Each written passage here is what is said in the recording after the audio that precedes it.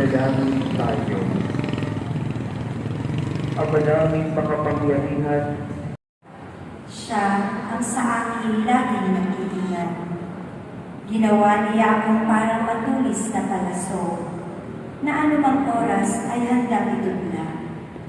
Sinabi niya sa akin, Israel, ikaw ay lingkod ko. Sa pamamagitan mo, ako'y dadakilain ng mga tao.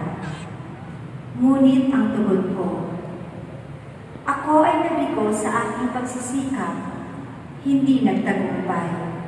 Gayong ibinuhos ko ang aking lakas. Gayong may itinitiwala ko sa Panginoon ang aking kalagayan, na ako'y gagaling palaan sa aking kakayanan. Bago pa ako ipanganak ay